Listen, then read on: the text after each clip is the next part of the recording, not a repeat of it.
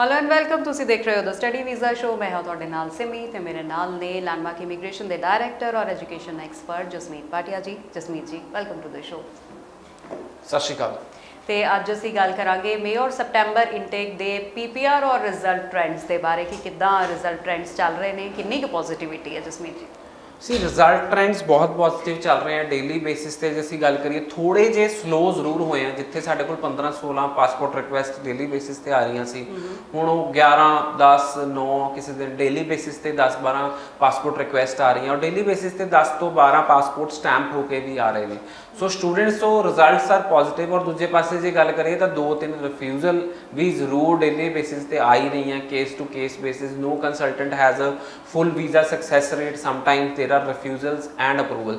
सो एक मैं शेयर करना चाहांगा कि स्टूडेंट मेरे को आते हैं, स्टूडेंट कहते हैं कि मैं अपना केस तां नहीं लॉज कर रहा कि मैनू डर है कि मेरी फाइल से रिफ्यूजल ना आ जाए। सी जे तुसी इस डर तो अपना केस लॉज नहीं करोगे, अपनी फाइल च डिले करोगे तो सी 100% श्योरिटी कोई भी कंसलटेंट तुहानू नहीं दे सकता, ना ही मैं दे सकता। तुहाडी फाइल ते काम किया जा सकता है। तुहाडी फाइल च जिहड़े पॉजिटिव पॉइंट्स हैं, जिहड़े की पॉइंट्स हैगे हैं, उन्हां नू हाईलाइट किया जा सकता है। बट जे असीं गल कहीए कि तुहाडी फाइल उत्ते कि 100% वीज़ा सक्सैस रेट तो 8 बैंड वाले स्टूडेंट को भी कोई कंसलटेंट नहीं कर सकता। बहुत सारिया चीज़ां मैटर करदियां कि तुसी जिहड़े अपने स्कोर हैगे हैं, जिहड़े लास्ट स्टडी विच स्कोर हैगे हैं, तुसी उन्हां रिलेटेड कोर्स लिया, उन्हां रिलेटेड कॉलेज लिया, उन्हां रिलेटेड देखो कि तुसी हाई जिहड़े सिटी च already high capacity of student जा रहे हैं उन्हां नूं अवॉइड कर रहे हो कि नहीं कर रहे हो, या तो तुहाडे मार्क्स बहुत चंगे हैं, स्कोर बहुत चंगा है, तुसी उन्हां सिटी विच जा सकते हो। But if you have little low academics and you are not choosing the right college, right course, right city,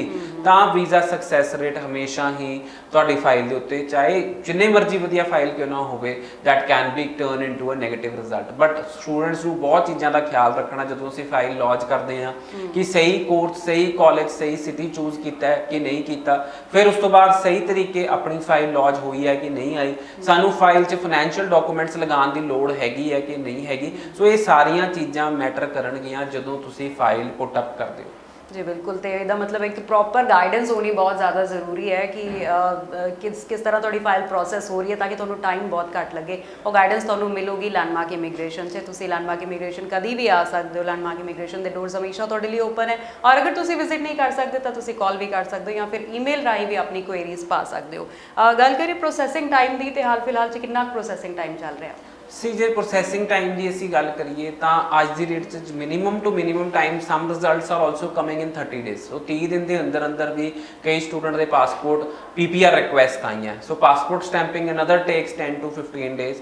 but 30 दिन के अंदर अंदर भी स्टूडेंट्स दी फाइलों उत्ते पीपीआरस आईयां हैगियां। और जो मैक्सिमम टाइम की असीं गल करिए तो लास्ट जून जुलाई तो भी कुछ स्टूडेंट दी फाइलों are stuck up except Quebec. जे असीं गल करिए कुछ स्टूडेंट चुनिंदा स्टूडेंट्स दी फाइलों लास्ट जुलाई दी भी कुछ स्टूडेंट्स पेंडिंग है। बहुत रेयर तुसीं कह लो कि 2-4-5% स्टूडेंट इदां दे होणगे जिन्हां दीयां फाइलां हल्ले भी स्टकअप हैगियां।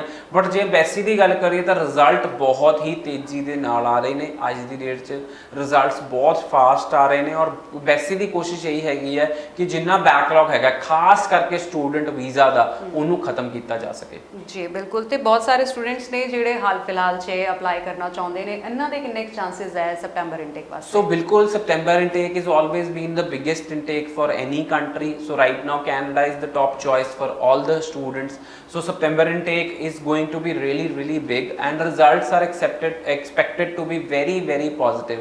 So ਜਿਹੜੇ ਵੀ ਸਟੂਡੈਂਟ ਹੁਣ ਅਪਲਾਈ ਕਰਨਗੇ ਉਹਨਾਂ ਦੀ ਮੈਨੂੰ ਉਮੀਦ ਹੈ ਕਿ ਸਤੰਬਰ ਇਨਟੇਕ ਚ ਬਹੁਤ ਵੱਡੇ ਪੱਧਰ ਤੇ ਵੀਜ਼ਾਸ ਆਣਗੇ, ਕਿਉਂਕਿ ਜਿਹੜਾ ਲਾਸ 2020 ਚ ਸਟੂਡੈਂਟ ਦਾ ਹੋਇਆ, ਜਿਹੜਾ 4.5 ਲੱਖ ਸਟੂਡੈਂਟ ਨੂੰ ਵੀਜ਼ਾ ਦਿੱਤਾ ਜਾਣਾ ਸੀ ਉਹ ਸਟੂਡੈਂਟ ਨੂੰ ਨਹੀਂ ਦਿੱਤਾ ਗਿਆ। ਜੇ ਉਹਨੂੰ ਕਵਰ ਅਪ ਕਰਨ ਦੀ ਵੀ ਕੋਸ਼ਿਸ਼ ਕਰੀਏ ਤਾਂ ਆਉਣ ਵਾਲੇ 3-4 ਸਾਲਾਂ ਚ ਸਾਲਾਨਾ 6 ਤੋਂ 7 ਲੱਖ ਬੱਚੇ ਨੂੰ ਵੀਜ਼ਾ ਦੇਣਾ ਪਏਗਾ।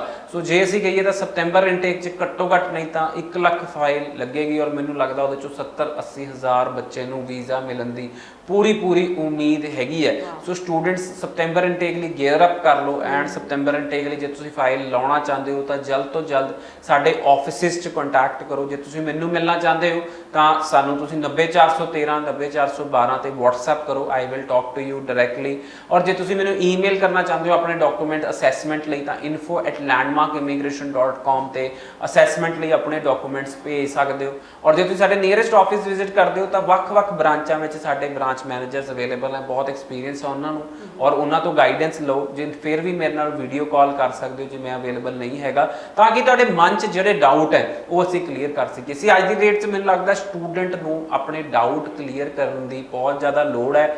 ਜੇ ਰਾਈਟ ਗਾਈਡੈਂਸ ਨਹੀਂ ਮਿਲ ਪਾ ਰਹੀ ਸਟੂਡੈਂਟ ਨੂੰ ਤਾਂ ਕੋਸ਼ਿਸ਼ ਹੈ ਉਹ ਸਾਰੇ ਡਾਊਟਸ ਕਲੀਅਰ ਕਰਨ ਤੋਂ ਬਾਅਦ ਹੀ ਆਪਾਂ ਆਪਣੀ ਫਾਈਲ ਲਾਈਏ, ਨਹੀਂ ਤਾਂ ਜਿਹਨੂੰ ਕਹੀਏ ਕਿ ਤੁੱਕਾ ਮਾਰਨ ਵਾਲੀ ਗੱਲ ਹੋ ਜਾਏਗੀ। ਕੱਲ ਵੀ ਮੈਂ ਸਟੂਡੈਂਟਸ ਨੂੰ ਮਿਲਿਆ ਔਰ ਇੱਕ ਸਟੂਡੈਂਟ ਆਰਟਸ ਦਾ ਸਟੂਡੈਂਟ ਸੀ, ਉਹਨੂੰ ਵੀ ਬਿਜ਼ਨਸ ਮੈਨੇਜਮੈਂਟ 'ਚ ਅਪਲਾਈ ਕਰਤਾ, ਔਰ ਇੱਕ ਸਟੂਡੈਂਟ ਨਾਨ ਮੈਡੀਕਲ ਦਾ ਸੀ, ਉਹਨੂੰ ਵੀ ਬਿਜ਼ਨਸ ਮੈਨੇਜਮੈਂਟ 'ਚ ਅਪਲਾਈ ਕਰਤਾ। ਦੋਨੋਂ ਸਟੂਡੈਂਟ ਇੱਕੋ ਘਰ ਦੇ ਸੀ, ਇਕੱਠੇ ਜਾਣਾ ਚਾਹੁੰਦੇ ਸੀ ਤਾਂ ਸੇਮ ਕੋਰਸ ਦੇ ਕੇ ਦੋਨਾਂ ਨੂੰ ਰਿਫਿਊਜ਼ਲ ਫੜਾ ਦਿੱਤੀਆਂ ਗਈਆਂ।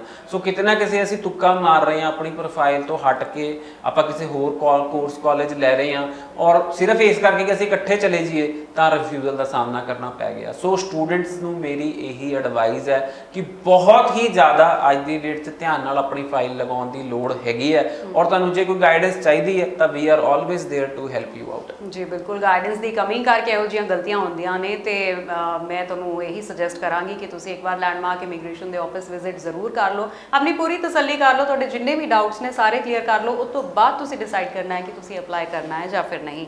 ਤੇ ਸੈਪਟੈਂਬਰ ਇਨਟੇਕ ਵਾਸਤੇ ਜਿਹੜੇ ਸਟੂਡੈਂਟਸ ਹੈ ਜਿਨ੍ਹਾਂ ਦਾ ਰਿਫਿਊਜ਼ਲ ਲੱਗ ਚੁੱਕਿਆ ਹੈ ਜਾਂ ਫਿਰ ਜਿਨ੍ਹਾਂ ਦਾ ਗੈਪ ਹੈ, ਉਹਨਾਂ ਦੇ ਲਈ ਵੀ ਕੋਈ ਗੁੱਡ ਨਿਊਜ਼ ਹੈ? ਸੀ ਕੋਈ ਪ੍ਰੋਬਲਮ ਨਹੀਂ ਹੈ। ਜਿਵੇਂ ਕਿ ਤੁਸੀਂ ਮੇਰਾ ਲਾਈਵ ਫੋਲੋ ਕਰਦੇ ਹੋਗੇ ਤਾਂ ਬਹੁਤ ਸਾਰੇ ਸਟੂਡੈਂਟਸ ਇਦਾਂ ਦੇ ਹੈਗੇ ਜਿਨ੍ਹਾਂ ਨੇ ਸਾਡੇ ਤੋਂ ਹੀ ਅਪਲਾਈ ਕੀਤਾ, 3 ਵਾਰੀ ਰਿਫਿਊਜ਼ਲ ਹੋਣ ਤੋਂ ਬਾਅਦ ਵੀ ਉਹਨਾਂ ਨੂੰ ਪੀਪੀਆਰ ਰਿਕੁਐਸਟ ਆਈ, 5 ਵਾਰੀ ਰਿਫਿਊਜ਼ਲ ਹੋਣ ਤੋਂ ਬਾਅਦ ਵੀ ਉਹਨਾਂ ਨੂੰ ਵੀਜ਼ਾ ਲੱਗਿਆ, 7 ਵਾਰੀ ਰਿਫਿਊਜ਼ਲ ਹੋਣ ਤੋਂ ਬਾਅਦ ਵੀ ਵੀਜ਼ਾ ਸਟੂਡੈਂਟਸ ਨੂੰ ਮਿਲਿਆ ਹੈਗਾ।